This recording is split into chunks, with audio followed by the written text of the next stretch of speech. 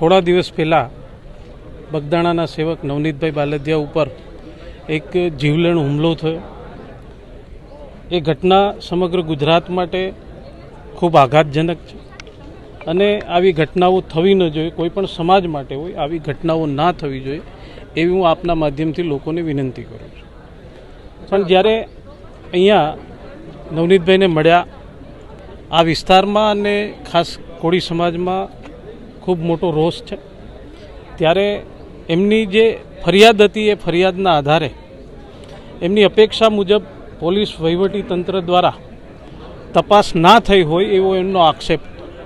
એના આધારે અમારા ધારાસભ્ય હીરાભાઈ સોલંકી અહીંયા આવી અને અમારા કેબિનેટ મંત્રી કુંવરજીભાઈએ સરકારમાં રજૂઆત કરીને પીઆઈને અહીંયાથી એ એમની પાસે તપાસ લઈ લેવામાં આવી અને બીજા અધિકારીને આ તપાસ સોંપવામાં આવી। સોમવારે અમે તમામ ધારાસભ્યો, સંસદ સભ્યો, અમારા સમાજના સૌ આગેવાનો સાથે મળી અને મુખ્યમંત્રીશ્રી અને ગૃહમંત્રીશ્રીને મળવાના અને આ તપાસમાં જે કોઈ પણ દોષિત હોય એ લોકોને કડક સજા થાય એવી અમે રજૂઆત કરવાના છે।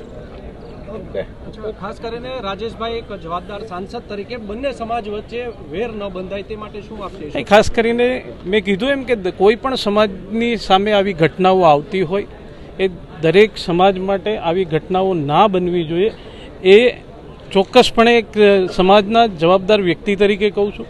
હું આહિર સમાજના સૌ યુવાનોને પણ કહું છું, કોળી સમાજના યુવાનોને પણ કહું છું કે કોઈએ સોશિયલ મીડિયાના માધ્યમથી એકબીજા સમાજો માટે કોઈ વૈમનસ્ય ન ફેલાય એવી હું તમારા બધાના માધ્યમથી વિનંતી કરું છું।